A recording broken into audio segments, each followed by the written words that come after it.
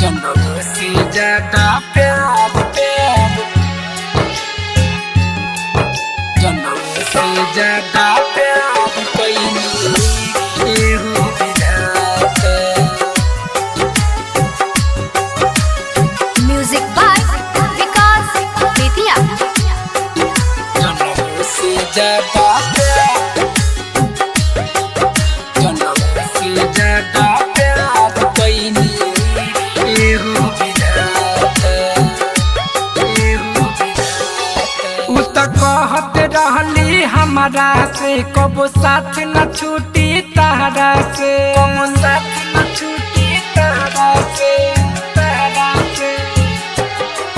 उ त कहत रहली हमारा से कबो साथ न छूटी तारा से।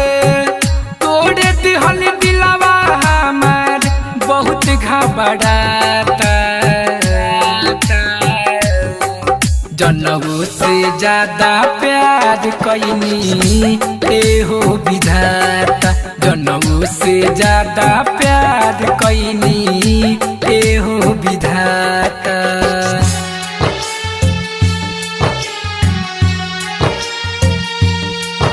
जन्नों से ज्यादा प्यार कईनी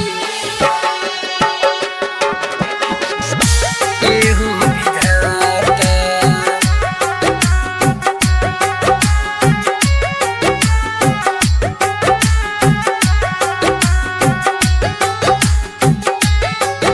जन्नों से ज्यादा प्यार कईनी,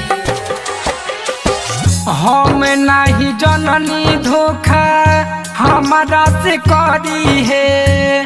दिलवा लगई तीना भाई तुहरा से कहिले, तुहरा से कहिले, तुहरा से कहिले।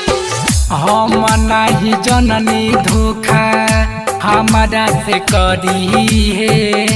दिलवा लगई तीना भाई तुहरा से कहिले। सपना देखिले रोजे कुछ ना बुझाता।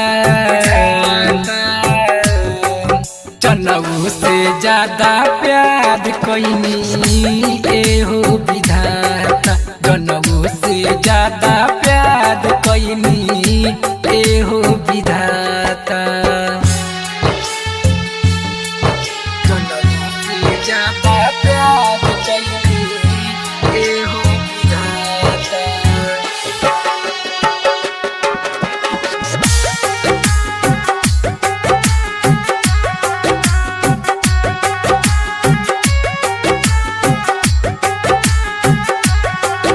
जन्नों से ज्यादा प्यार कईनी ए हो विधाता।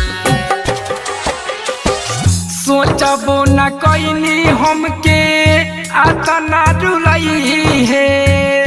पैसे के चलते हमके उ त भूल गई है, उ त भूल गई है, उ त भूल गई है। सोचबो न कईनी हमके आतना रुलाई है।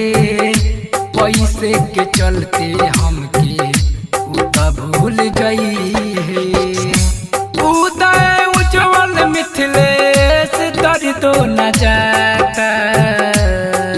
जन्नों से ज्यादा प्यार कईनी ए हो विधाता, जन्नों से ज्यादा प्यार कईनी